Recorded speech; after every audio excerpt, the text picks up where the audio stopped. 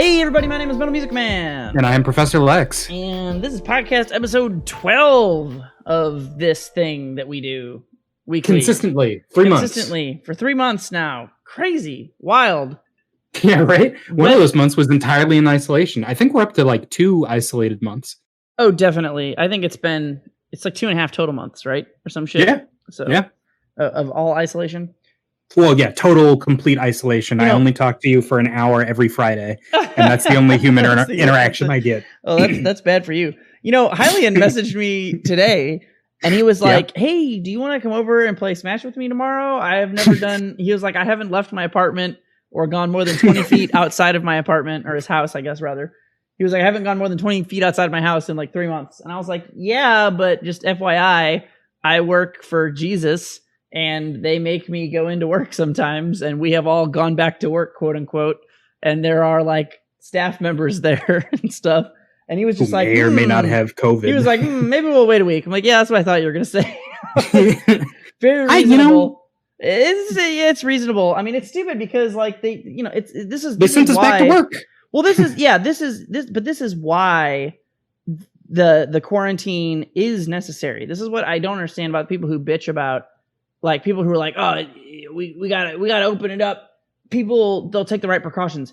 Nobody ever takes the right precautions. They don't. They won't. And even if they have the best intention to do just that, the fact that you're out and about doing things, shit's just gonna happen. Shit's just gonna happen, man. So yeah. Anyway, it's dumb. I'm annoyed with my employer, but you know. Well, whatever. yeah, no, and that's the thing. They're sending us back. They're using our bodies as fuel for the economy to restart it and to get the line to go up again. Yes, but we are the peat of dinosaurs, except that it's the peat of human existence that fossil fuels our economy. But like the real horror there is that like now I can't go out and hang out with people because I have to be responsible because my job won't. Yep. If it was just me hanging out with my friend or two, then I'd be safe. Yeah, I've got 1 or 2 visits with my buddy. I'm going to see him tomorrow. And then I did like one quote-unquote work event, which was basically just 4 people at one of my coworkers' houses because we had to put on an online event, basically.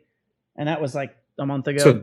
So that everyone else could social distance. Yeah, exactly. Yep. Yeah, that's kind of fucked up. Yep, it's pretty cool. So anyway, yeah, jobs, fuck jobs. But hate them. What are you gonna do? Do without. Yeah, it's pretty dumb. So this week, besides the COVID recap that we must always have because existence is hell, and this is where we live. We are going to talk about backseat game design tonight. We are backseat game designing, not that we are. Yes. Not discussing it as a topic. That's right. A good point. Yeah, I got it. Very meta. Yeah, so we're going to talk about that. We're going to pick some games and things that we like. I'm going to lick soy sauce off my knuckle because I had sushi earlier, and apparently that's a thing. Oh man, that's delicious. Don't mind me. I'm just eating sodium off my hand. The way that the sodium and the soy sauce plays with the finger. Yeah, it's delicious. Yeah. I mean, I think my fingers it's a little raw even for my taste, but you know. Oh sure. So anyway, yeah, we're gonna talk about our favorite and least favorite game mechanic-y things, or I guess just the ones that come to mind. Things that stand out. Yeah. Do you want to start or should I? No, why don't you start because you had the epiphany. You wanted to talk about you had mentioned via the Twitter chat that you wanted to talk about. So, well, I mean, all I do during COVID times pretty much anymore is just fucking play World of Warcraft. I am just a World of Warcraft bot, so I'm going to talk about some WoW, but we can transition in some fighting game stuff and a couple other games depending on how the conversation goes. But I'll be talking about RPGs, but yeah, don't you worry, we got it. Yeah, nice.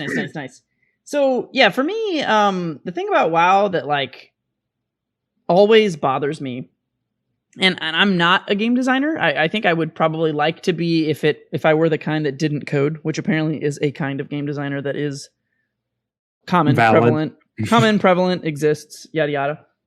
We see you, we hear you, you're valid. Yeah, they apparently do exist. But that's like a weird thing to get into. I feel like tangentially it's something I'd be interested in because I like balance. I like analyzing design, stuff like that. So, you know, we have to give our credentials while we backseat game design. Right? Oh, yeah. We have to give our total lack of credentials. We have to give our credentials as the lack of so that people know that are. we're armchair game devs. Yeah. So yeah, exactly. So the thing that I was thinking about today, well, really, it's been this week because I have an alternate character who used to be my main character. So in Legion, which was the previous WoW expansion pack, the current WoW expansion pack is Battle for Azeroth. There have been, I don't know, 7 or so WoW expansions over the 15 years WoW has existed. Mists of Pandaria. That's all. Cataclysm, Wrath of the Lich King, Burning Crusade. I remember Vanilla, Wrath of the and Lich King. Warlords of Draenor. That was totally out of order, but those are all of them, including Legion and Battle for Azeroth. Anyway. Nerd. Oh yeah, I'm pretty big nerd. So okay, I'll give a quick brief backstory of my history of the world of Warcraft. I played vanilla. I did not want to play MMOs. My friend Kevin and a couple of my other friends were, well, mostly just my friend Kevin, really, if I'm being honest, was basically just like, oh, you gotta play World of Warcraft. This is the best game. And I'm like, MMOs are stupid. I don't want to pay $15 a month to play a video game. That's dumb. I work part-time at Circuit City, or whatever. Like, I'm not trying to do that. This is like fucking a million years ago because I'm old as shit. And I'm just like, it's stupid. And then I'm like, there's so much time. And then it's like gear and it's all about blah. And I hated it. He finally got me to play it. It was like everyone else was like level 40, like in vanilla after vanilla came out. Like by the time I finally picked the game up, like everyone else was like 40, which the cap then was 60. So it was like, I don't know, like a month or 2 in or some shit. I don't even know. And it took forever to level back then. But I played it and I hated the shit out of it. And then at a certain point, just because my friend Kevin kept bothering me, at a certain point along the way, I realized you could just murder people indiscriminately. They would be going about their day trying to complete a quest or do something, and I, as a rogue, would just stealth along and kill them, and that was very fun. And so then I started to like enjoy it and play it. And long story short, I actually got into it. I never really liked vanilla. I did some raiding. I ran a guild. There was guild drama things, but vanilla was like so stupid. Nobody knew what the fuck's going on. But in Burning Crusade and Wrath of the Lich King, which were the next 2 expansions, I played, I would say, pretty heavily. WoW was probably my main game for both of those expansions. And then the next expansion that came out after Wrath of the Lich King was Cataclysm. And Cataclysm had a lot of great ideas, and they seemed amazing. And then within the first, I think, month of it being out, they immediately shat on all of the great ideas that they had and completely went back in the opposite direction. And then I quit the game for 5 years. Was it a reversion? Like they were like, oops, we didn't mean that? Or was it like, no, actually the opposite? No, they meant it with intention after saying they would never do that, or that the opposite was great. And so this is why this is not only relevant to my history with the game World of Warcraft, but also relevant to the first inklings of how annoying Blizzard are as developers of World of Warcraft at times. And I'm going to preface this rant by saying, and everybody who is into WoW knows this, but if you don't play World of Warcraft at all, and I don't, you might need to know. Everyone loves the art team. The WoW art team is the best fucking art team of all time. The entire WoW game is like the art team has just like put the entire game and dev community like on their backs for the entire duration of WoW. WoW is like if Street Fighter 4 can run on a toaster and your computer is a tater tot and you can run Street Fighter 4, WoW is like a burnt French fry at the bottom of a trash can that you should just be able to pick up, but the burnt French fry has spent so much time like coalescing burnt trash gunk that you can't physically lift it, even though it should be a very light, airy French fry. So it's like it's very hard to run in weird ways because it's this old shitty engine, even though the graphics aren't good, and it should look like dog shit, but the fucking art team just like goes batshit with like, they're so good at like stylizing it and hiding the incapable oldness of the engine, where it's crazy that the game is like fucking, I don't know, 16 years old now or whatever the fuck it is, and that it actually looks good in the new stuff. So anyway, the art team is the shit, and no one can ever say anything bad about the WoW art team because they are gods and can do no wrong. But Every other developer for this game is fucking stupid. So we'll start way back when. With Cataclysm. And the thing that I got into in Wrath of the Lich King and Burning Crusade specifically was Arena, which instead of just like open world random PvP running around murdering people who are doing quests for no reason, Arena is yeah, exactly. Arena is it puts 2v2 or 3v3 opposing teams together, and you just fight each other until one team dies. What's cool about that, as simple as that sounds, is WoW has some very intricate class design, and most importantly, the way WoW plays, really no other game really feels like WoW. You know what I mean? Like there isn't quite any other game that it's got. You feel like you're a caster, you're casting spells, you got your range guy, everybody has stuns, there's crowd control. The healing is very important. You need a really good healer. It's the way you interplay with your teammates and do things on your own is whether you like it or not, there really isn't anything quite like that. The closest thing would be like a game like Bloodline Champions, but they're all isometric. Sure, totally different ball game. Yeah, and so WoW is like third person over the shoulder camera, freeform. So, and like I said, there's just so much class differentiation. And one thing that Blizzard is generally very good at is gameplay feel. So it has both a unique gameplay feel and historically a good gameplay feel within that uniqueness. And so I got into Arena a lot, and the thing that they did in Cataclysm that was awesome is they were like, all right, healers just have too much mana. These Arena games go on too long. And this is the thing, because I would play like 2 versus 2 with my friend Kevin, and I was a shaman healer at that point, and he was a warrior. And that was like the low tier version of any healer warrior comp. It was like, there's no reason you wouldn't play like paladin warrior instead if all your ducks were in a row. But I was like, I like shaman. Fuck it. I'm just going to play shaman. I'm Will. Maybe one of the first instances of me low tiering after playing the infinitely high tier always rogue prior to that. Which is sort of the story of my life, right? Like I'll play the high tier and get good and then just handicap myself forever. Yeah. And then use that to fall back on. Yeah. So there'd be these games where we would fight a paladin warrior team as shaman warrior, and they would go on. I'm not even exaggerating. There were games that were like 30 or 40 minutes of 2v2, just back and forth. And it was like, you run out of mana, you get some mana back. You can't it was sounds tiring. Yeah, it was absurd. The game should not be that long, right? But sure. Part of that was you were healer warrior versus healer warrior, and just the way that played out, okay, fine. So what they did at the beginning of Cataclysm that I thought was amazing is they were like, all right, we're just going to fuck healer mana over. Like, you can heal, and you can be a badass and keep everyone alive, which, again, is a great thing WoW does that other games don't do. I feel like WoW is like the only game where you feel... Well, Blizzard games in general are very good at making you feel good as a healer. Capable. Like Heroes of the Storm did a good job of that. I hear Overwatch is good at it. I don't play Overwatch, but Blizzard generally is like compared to, if you contrast that with like League of Legends, I mean, you're a support player. You are important, but you're not a healer. You're like all healers are support, but not all support are healers. And in League of Legends, there are pretty much only support. There are people who heal more, obviously, but like the role is less about strictly that, I guess is what I'm getting at. It's just a different philosophy that really only Blizzard does. So anyway, they were like, we're going to fuck over healer mana so that basically you can do all this awesome shit and be awesome. But then eventually, after say, I don't know, 5 minutes, you just don't have any mana. And your mana won't regen. There was a stat in the game that you could get that like the more of this stat you had, the quicker your mana regened. And they totally got rid of that. So there was like no more mana regening in combat, slower mana regening. The stat was gone for everybody or just for the healer? For everybody. Okay.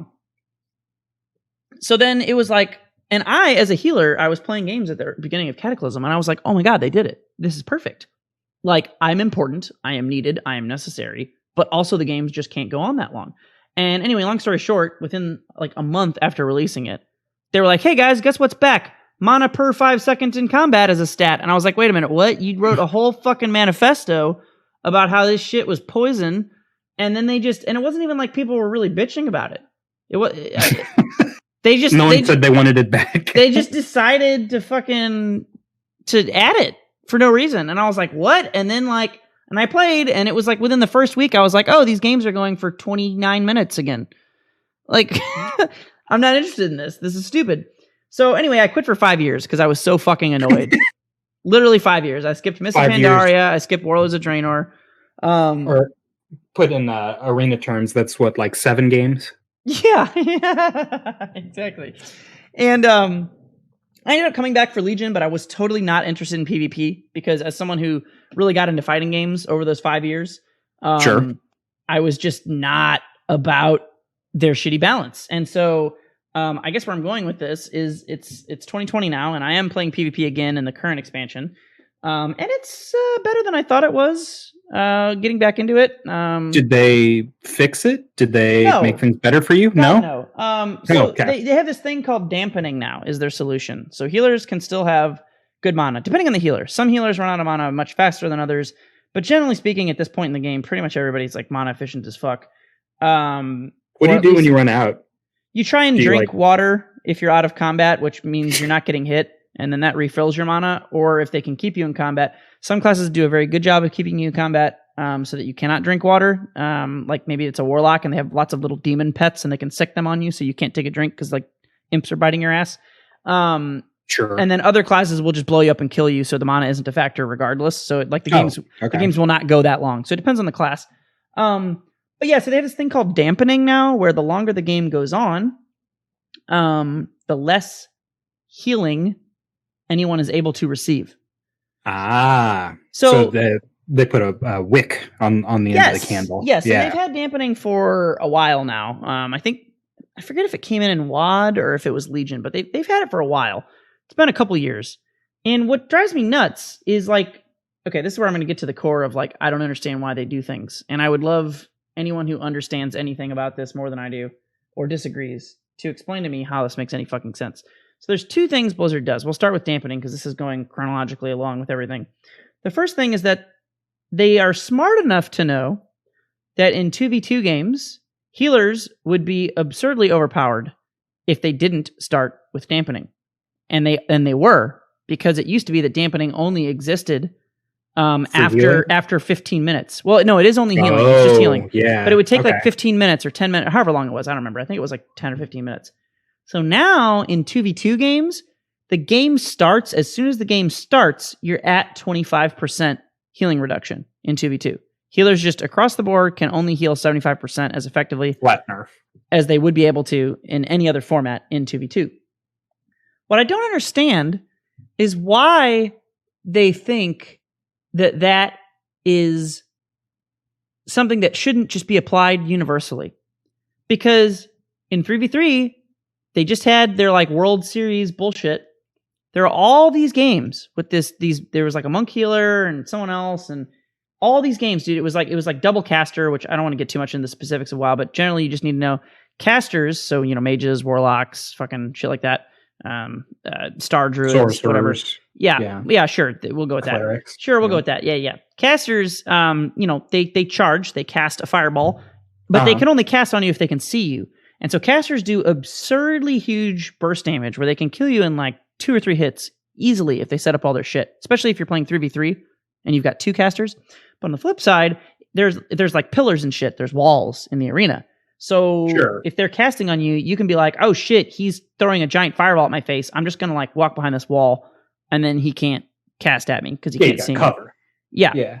So that problematic design of caster, well, I don't know if I'd say it's problematic, but it inevitably encourages it encourages you when you play versus double caster to play lame. Because if you just run in, they're just going to throw a million fireballs at you and you're going to die. So the thing is, it's hard for a caster to kill you if you're smart, because you can probably always just be like, oh, I'm taking some damage. I got to try and get behind this wall. If you like save your movement abilities, you can try and escape, right? Unless they do a good job of like locking you down, but that's the whole point of the game, right? Like try to lock someone down so you can kill them without them leaving. Therein lies the art. Yeah. Okay. But when you have 2 casters versus 2 casters, it's just like everyone's just constantly line of sighting and the games go on forever. So that's what the meta was at this recent tournament. And there were games that were like 45-minute long games. And this is 3 wins. This is 3 out of 5. So you're playing for what, like an hour and a quarter, or pardon me, 2.25 hours? Like it's insane. So they they don't seem to think there's a problem with dampening in threes. This has been an issue since forever. As far as I can tell, the only reason they don't want to apply it across the board is because they think, like, I guess healers need to be good or feel good. But I feel like they already feel that way. You're already needed. And what's crazy is, like, there are triple DPS comps in threes, but they're all garbage. They're garbage. And they exist, but they're not good. And it's like, if you made dampening start at 25% in 3v3, the triple DPS comps would probably still be garbage. It's like they're really afraid for the triple DPS thing to be the meta for some reason. They're like really locked down with this idea that it needs to be healer, DPS, therefore healers need to be good. And they have a similar stance. I'm reaching the end of this to let you get some thoughts in. But they have similar stance for tanks. So tanks are the guys that take all the damage. They generally don't seem to want tanks to be in the arena. But then they have like a few weird exceptions where like protection paladin, and like bear druid tanks are like kind of almost good. They're like a gimmicky C tier character. Sure. They can do some dumb shit and like definitely kill you. And if you're good, you can do good, but they're never going to be like top, but they're like a very strong gimmicky upper mid tier character is basically what they are. But then other tanks just suck and they like neuter them because they're not allowed to be good because they're tanks. And they don't let you queue for certain things like as a tank or whatever. And it's just like, why is that a thing? So the other thing they do, as I'm concluding this, is they have PvP templates because they know that the game is hard to balance in arena versus like dungeons, because PvP versus PvE, player versus player versus environment. Yeah. They're two totally different things, right? And that's that makes sense and logical. Yeah. But what I don't get, this is another just random thing that they do. I don't fucking understand it. But like, so when you go into an arena, you get like a quote PvP template, which it's not like they don't give you things to pick. You're not forced into anything. But it's basically just a way that they automatically adjust your character's stats. So like, normally you might hit someone in the face in a dungeon. You hit a big dragon in the face for, I don't know, 200,000 damage with your biggest move, we'll say. Okay. If you use that same move in the arena, it's only going to do like 100,000, because in order to make it not insane, they change the numbers up a bit, basically, when you're fighting other players, right? Makes sense, right? That makes sense. You'd have to adjust or balance it differently from PvP to PvE. Exactly. I'm with you. But what I don't fucking understand is that they don't just apply that template to all PvP. It only applies to like arenas and like instanced battlegrounds, things that you queue for, basically, that you queue up for. Yeah. But if I'm just walking around in the world and a fucking warrior walks next to me, you can blow him up with your 200,000 Fist of God. Yeah, or vice versa. And so it creates this crazy, weird dichotomy that makes no sense, where they completely neuter tanks in quote unquote proper PvP, because tanks are gods. But then when you go into like an arena as a tank or a battleground as a tank, they fuck all your shit. They fuck all your stats, so you can't be a god, because, well, that would just be that would be ridiculous. You can't have gods. We can't have people enjoy playing a tank. God forbid. No gods, no kings. Yeah, no one can enjoy playing a tank. But then, like, in the world, you fight that same tank, so it creates, and they just like shit on you or whatever, and it creates this weird juxtaposition. And like, it's crazy because they have the technology to apply those templates automatically, because there are other systems in the game that do it. But yet they're like committed to having, so there's like classes, like the other one is like Fury Warrior, which is like a big dual wielding warrior. And they just hit really hard and they're just nuts. They're like a barbarian, basically, you could say. And they heal themselves. Like Unga, right? And they Unga and they heal themselves and they Unga damage. When you go into an arena, a Fury Warrior like does heal quite a bit, but it's like not a great class. It's like a B tier class. Okay? Like B minus tier. They got some shit, they can heal themselves. Then if you fight a Fury Warrior in the world, they're like literally unkillable. Unless you have like 4 people. Because they just have so much health and healing. They just like go batshit. So I guess what I'm getting to is the most frustrating thing about Blizzard as a Blizzard game player is that their balancing decisions make no sense, and not in the sense that they are just dumb or arbitrary. That would be like a fighting game developer, right? Like a fighting game developer is just like, oh, I'm going to do this thing, or I'm going to do this thing, and then you just look at it and you're like, well, that makes no sense. You have no idea what you're doing. Fine. What's triple frustrating about Blizzard is like they'll do a thing and then they're like, look, we know exactly how to do this thing. We know what we did wrong. Look how easy it is to do. And then they either A, just don't do that thing across the board for fucking who knows why. Reason. Yeah. Or B, they like walk back on it even though everybody likes it. And they do that with like every expansion. So like Legion was the last expansion. And in my opinion, and in most people's opinion, most people think Legion, the last expansion, is either the best or second best expansion.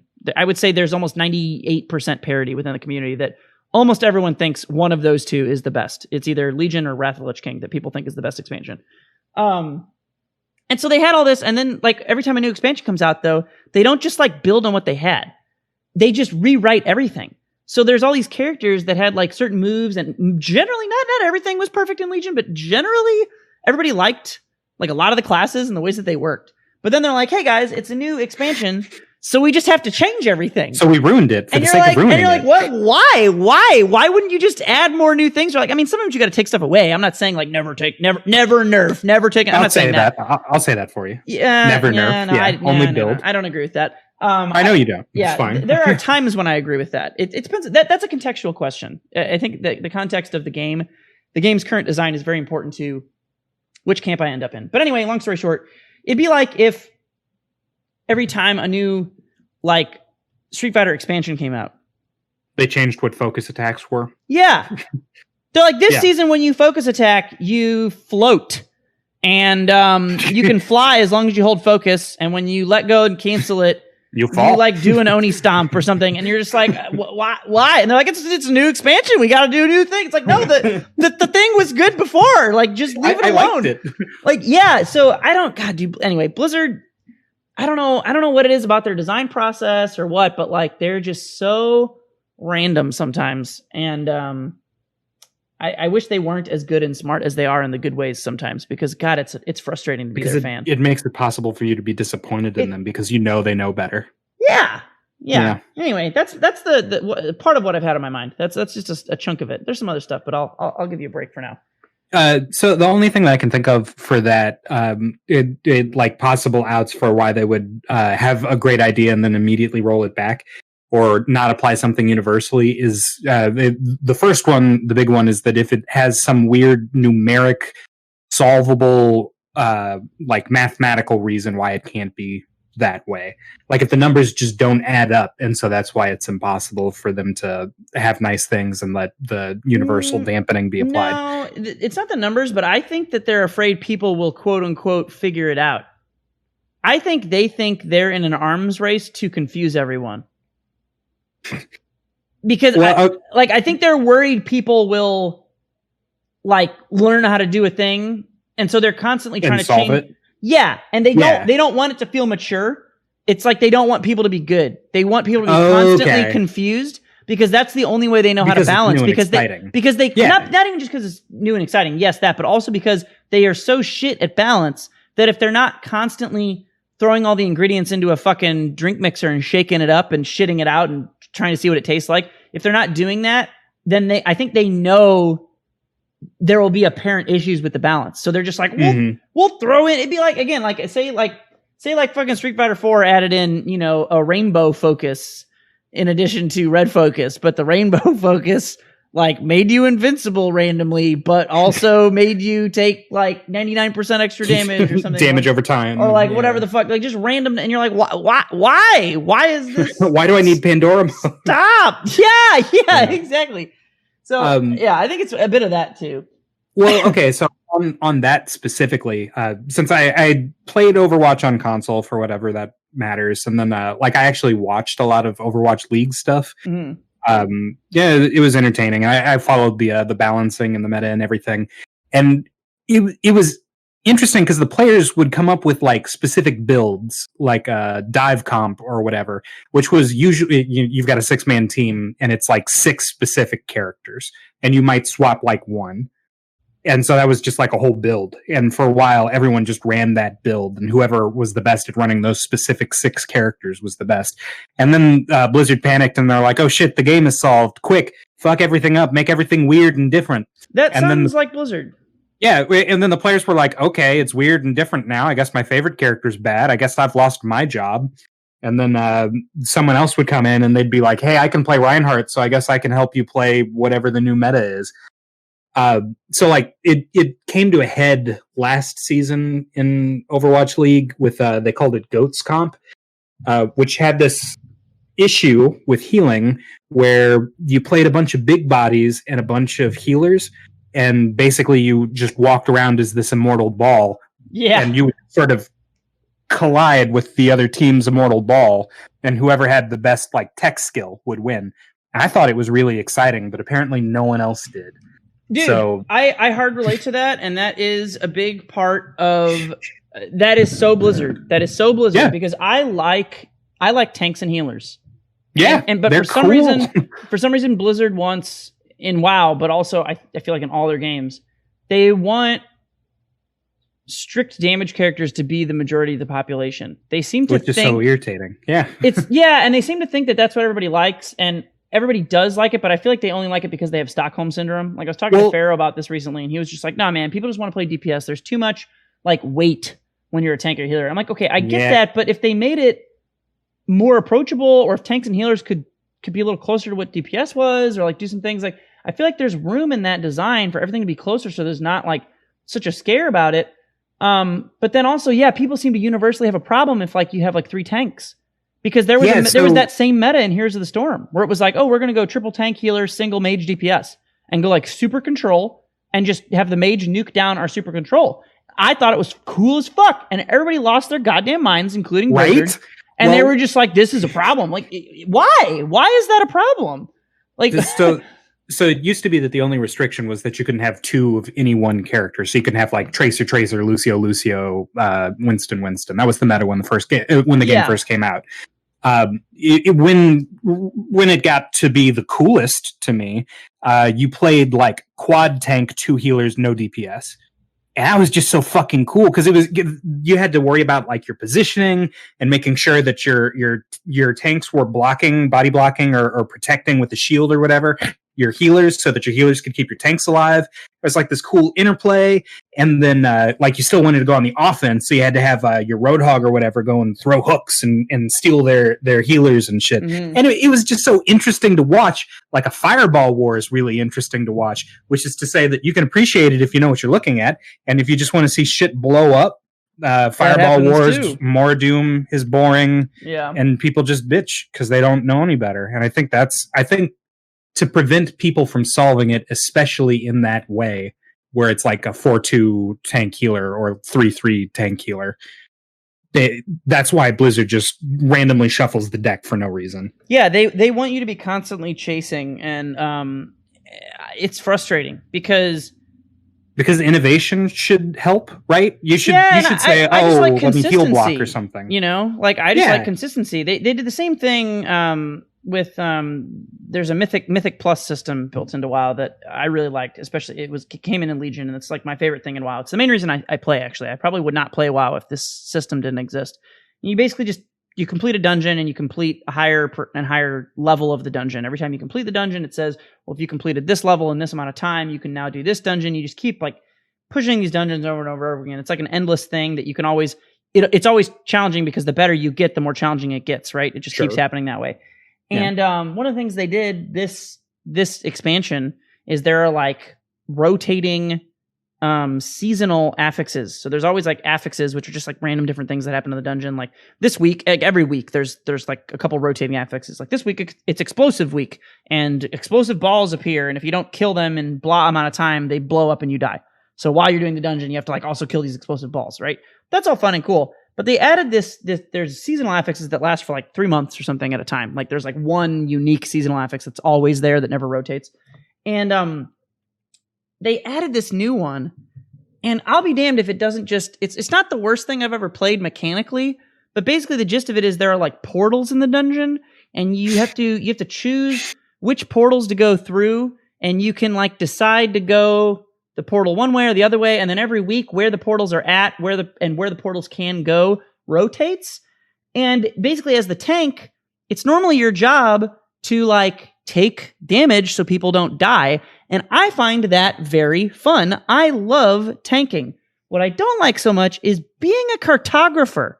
You hadn't signed up for that. I'm not interested in being a fucking map maker. And no, that would make me angry. Yeah, and so it's frustrating, and people are annoyed because they're like, oh no, I like it because you get to skip stuff and blah, blah, blah. I'm like, I get that, but if there was like one skip per dungeon, that could be cool, but there are 4. There's 4 portals per dungeon, and you have to go in all of them, or like you die, basically. You have to go in all these portals, and you gotta like make sure to take them to all different places, and it's so annoying because that's just not what I signed up for as a tank, you know? And so then people are like, oh, why don't you like tanking as much? I'm like, first of all, fuck that, because I feel like I like tanking just as much as I did. This isn't fucking tanking. It's not tanking. That's not tanking. That's fucking like maze solving. Like that's just not.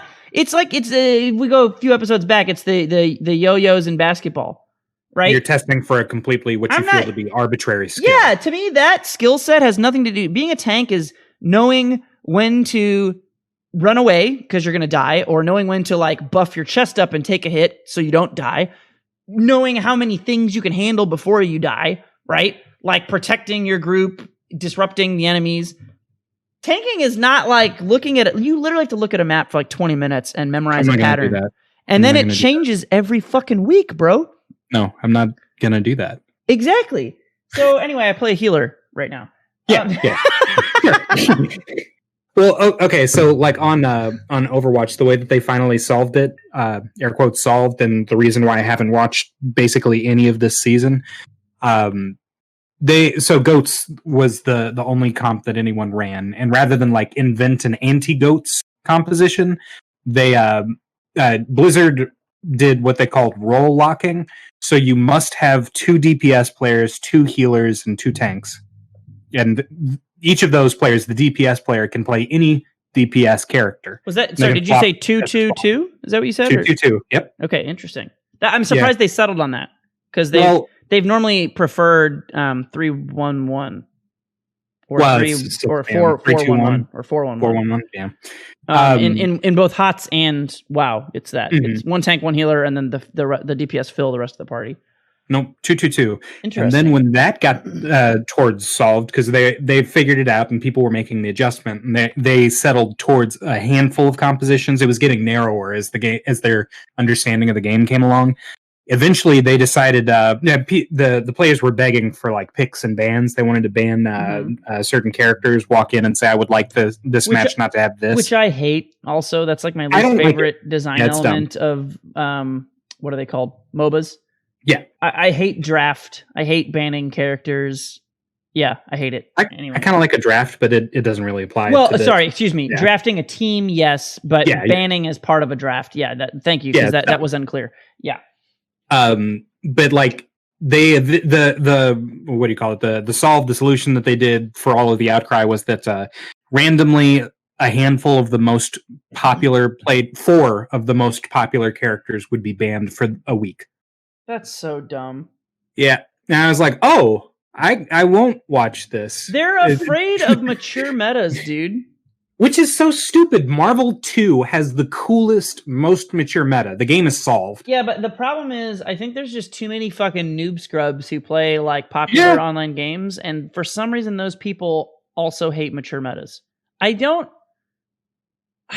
understand why.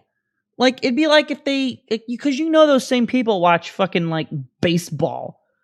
And they're like, oh man, they had however many outfielders you have, and however many other people. What do you 1 on each base, and a shortstop, and 4 in the outfield, and a catcher and a pitcher? I don't know, whatever it is. 3 in the outfield, yeah. However it goes. Whatever it is, I don't know. Like that's the optimal build. Baseball, yeah. Every team runs the same. Every team runs the same build, bro. They run the same build.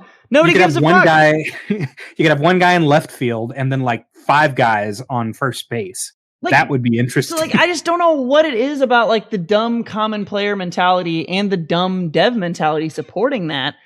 I don't understand that relationship, because it's like, are they really gonna leave, or are they just bitching about shit and you could ignore them regardless because that's what they do?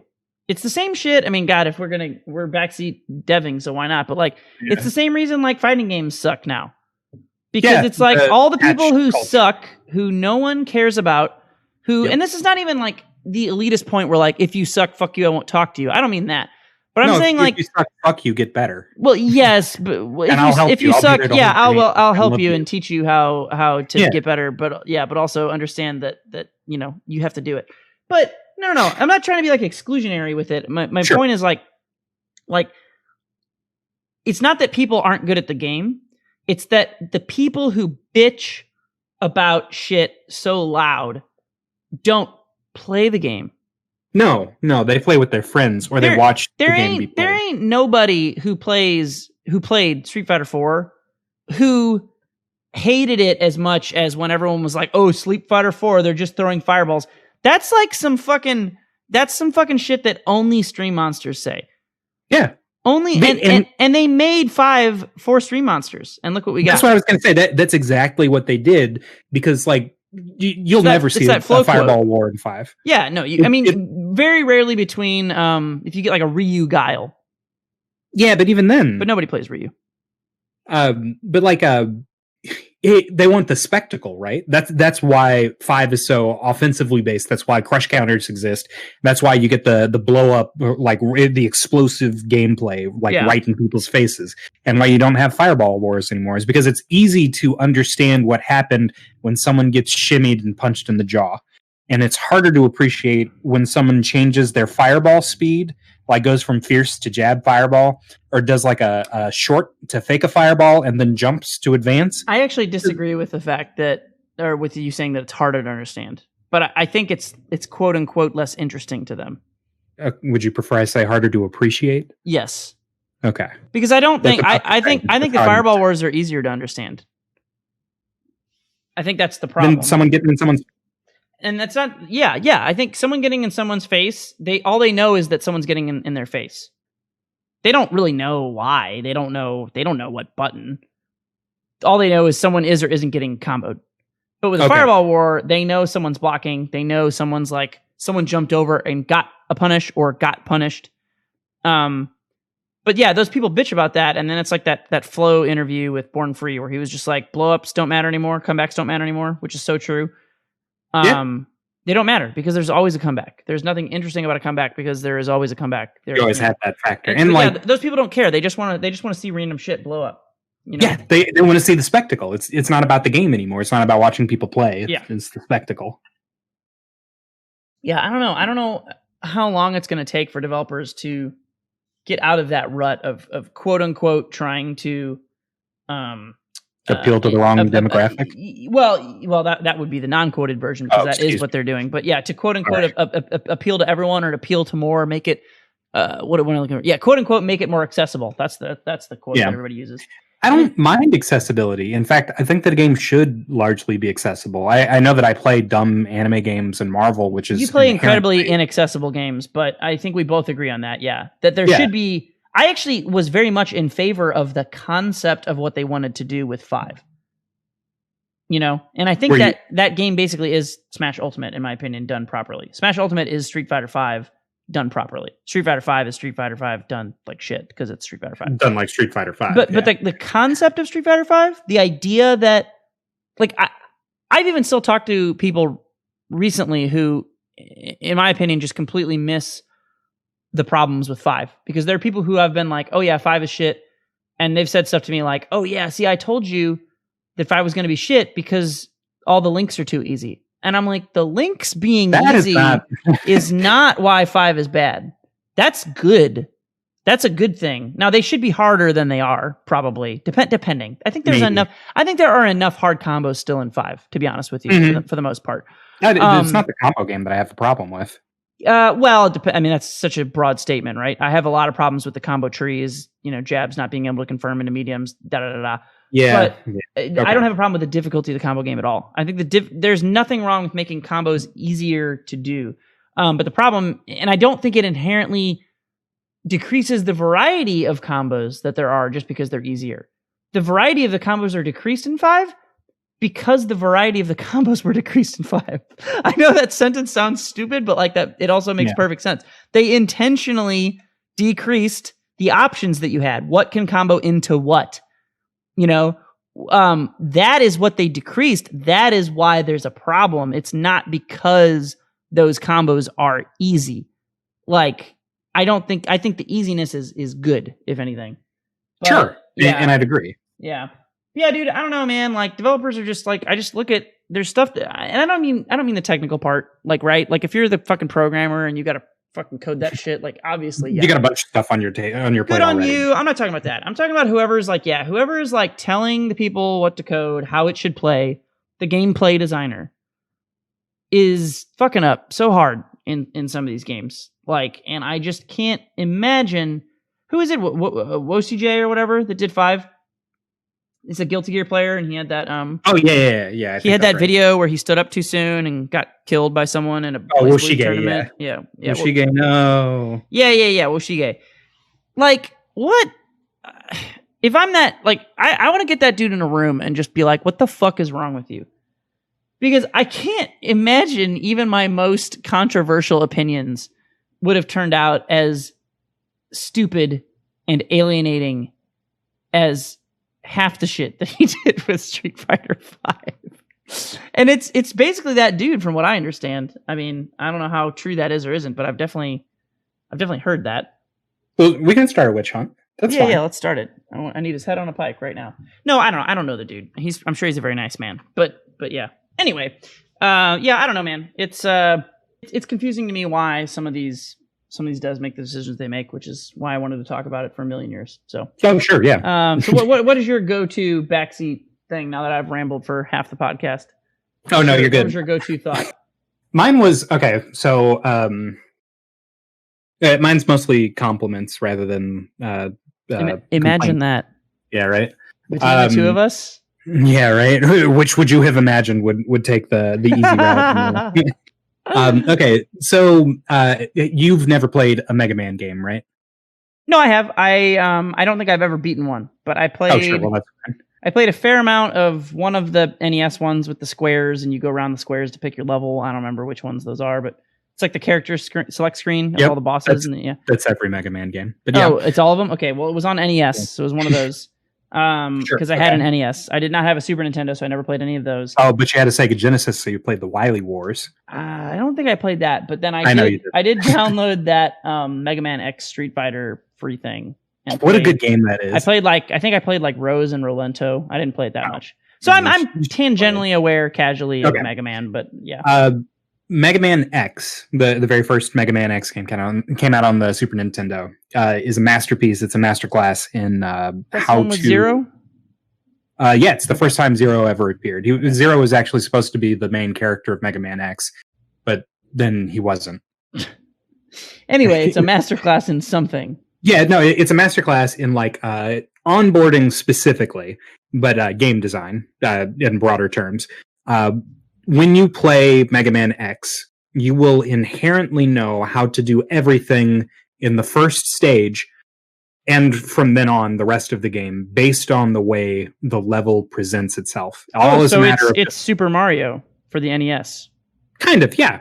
That first level 1-1 in Super Mario is designed to teach you how to play. That is the go-to masterclass of a tutorial that isn't a tutorial. Yes. They put a Goomba in front of you, so you can't get past the Goomba without jumping. Exactly. So then you know you can jump. Yeah, all that. Exactly. Okay, so you're saying this Mega Man X is like that, but I'm assuming more complex, I'm guessing? Yeah, because they've got, you can shoot as well as jump, and you've got like advanced movement options, especially compared to the previous Mega Man games. Mega Man could jump and fall, and he could shoot, and sometimes he could slide. But when you start Mega Man X, you shoot this weird bee helicopter tank sub-boss, and when you kill it, the floor drops out from underneath you. And so there's just these big walls, and the only way for you to get out of the thing is to like jump out, right? You can skitch, you can hop up the wall. Mm-hmm. And the only way, the way that it's presented, the way that the floor falls out from underneath you, you learn that you're supposed to do that. They don't say a word. They don't tell you. It's not in the manual. I feel like I've watched a video on this. Ego Raptor did a video on it. Yeah. Yeah, I feel like I watched. As you're saying this all sounds like I've never played this game, but it sounds very familiar to me. You should.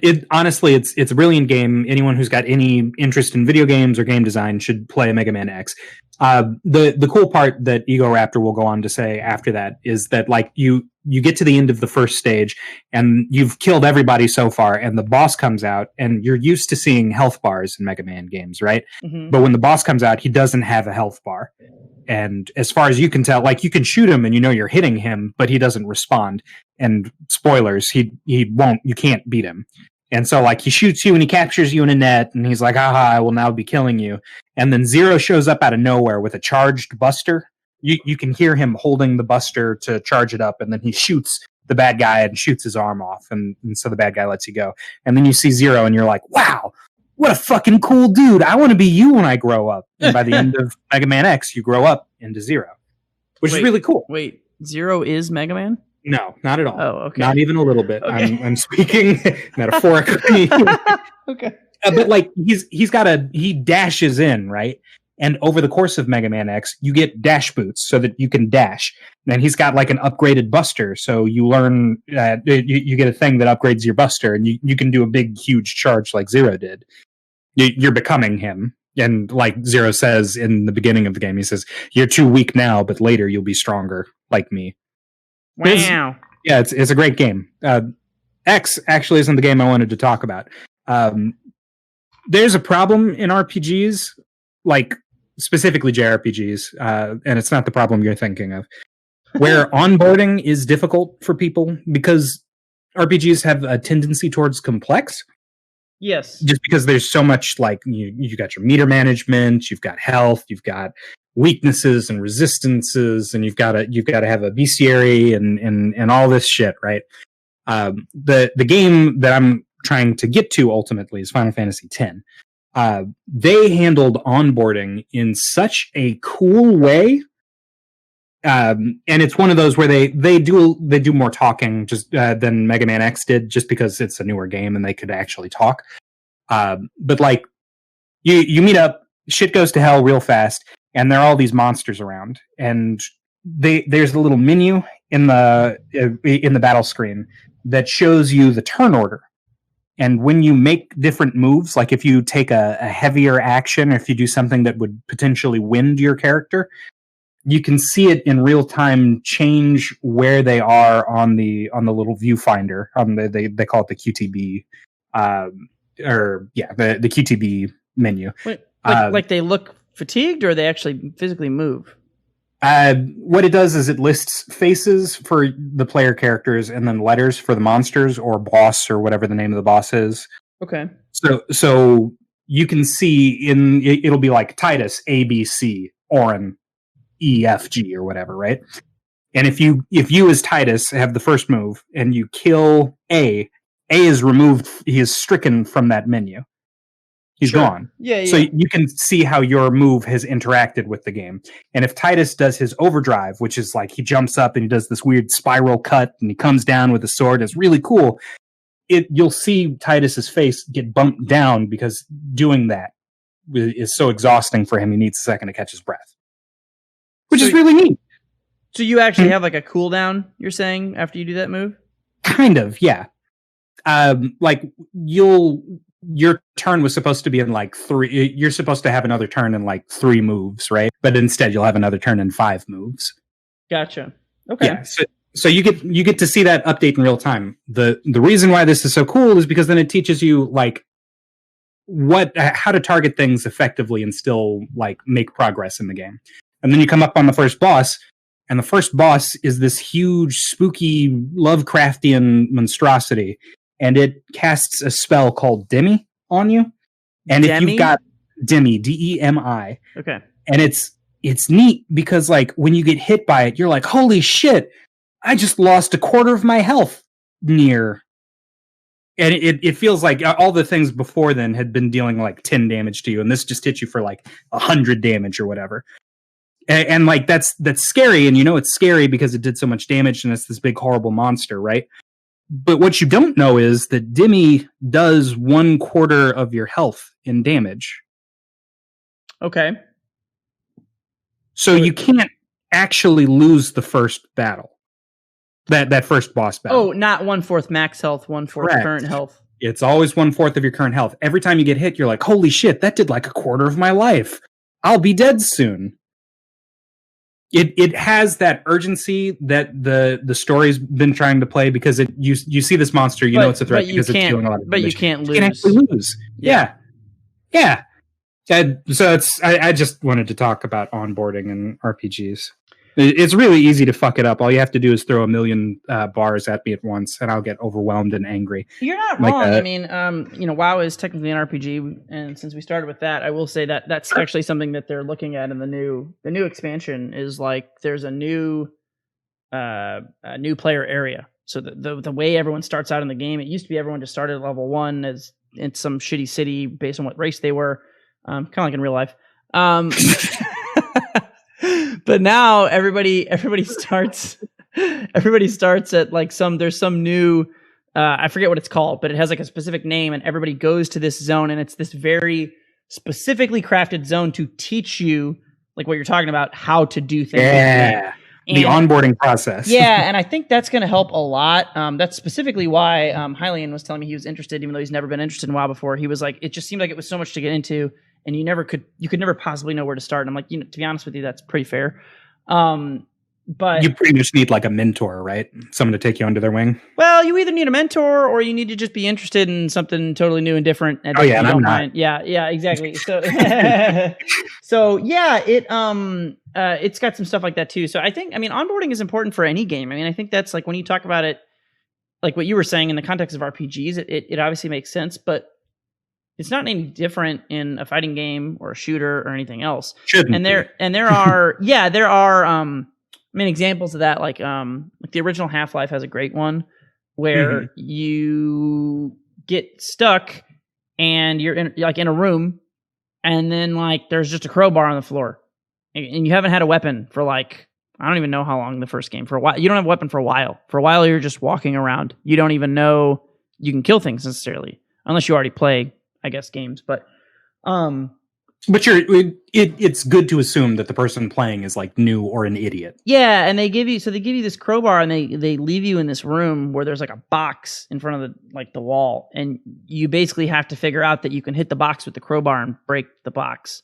And then you can break boxes, and now suddenly there's all these like puzzles where you need to break certain boxes to get into certain areas, or eventually they do a similar thing with the gravity gun, which is really cool, where they kind of teach you what you can and can't pick up, and then suddenly it's like, oh, I can just pick up a box, and I can stack a box on top of a box, and then like make a makeshift ladder or something crazy like that. Giving people the tools that they need in order to understand not only that there are puzzles, but how to solve them. Yeah, instead of like a guy coming up and being like, hey, just so you know, here's a gun. You can use this gun to shoot the box and blah, blah, blah. They just give you the tool, teaching via way of gameplay. Exactly. And it has a unique, even though it's not like a proper mystery, it has a unique eureka moment that you have when you say, oh shit, and you solve the dumb Zelda puzzle by pushing the blocks together. They don't all work quite that well in Zelda, but a lot lot of them do. Sometimes in Zelda you just go, well, this is freaking... I had that with a lot of the Breath of the Wild ones, where either there were the ones that you had to use like the gyroscope and rotate. Yep. Like those were terrible. I hated almost all of those. They well, okay. The early ones were cool, but the harder they got, it was just like, this gyroscope is not good enough for this to be fun. Like for me to keep living this life. Is not. Yeah, I'm not interested in this. But then there were some other ones that would crack me up, where like you were supposed to freeze an item with there was that power that could freeze it in place. Then you hit it a bunch and its momentum like changes. Do you know what I'm talking about? Yeah. And there were some where you were clearly supposed to do, I don't know, something with it that made more sense. And I would just have the dumbest, most brute force possible way to get around it. And those I actually thought were really enjoyable, because I really like when I can find out a way I'm quote unquote not supposed to do something. Where you still solved it. I still solved it, and clearly I didn't do it the way they wanted me to, but I solved it anyway. That's what gives me my gaming boner, where it's like, that's your eureka moment. Yeah, and that's what's so fun about certain games or classes in games or whatever have just like different tools, and if the tools mesh with you, it's just, a lot of this is a lot like picking a character in a fighting game, but like The character I played in WoW Legion was a Demon Hunter tank, and the big thing about Demon Hunter is like they're not the most like tanky tank. They're like they're like the squishiest tank probably, but well they heal themselves, which is kind of unique. But then they're also super mobile. So there's shit where like there's this dungeon I was doing earlier today on my Demon Hunter as I'm messing with it, and there's this big tentacle Cthulhu monster in one of the dumb portals, and he does this big giant slam attack, and as the tank you have to like eat it, and then after he slams you you're like, my butthole got opened up, I'm gonna take more damage now because he just slammed me, and you have to like use your defensive abilities and blah blah blah. But as a Demon Hunter, every time he goes to slam, I'm just like, I can leap as far as the Hulk. Whee! And then I just fucking leap away. And he's like, I can't hit you over there at all. And then he comes back and you just go whee the other way. And you just keep like ping ponging back and forth. It's super fun. And it's like, non-conventional ways of solving things, right? Like based on the tools that you have.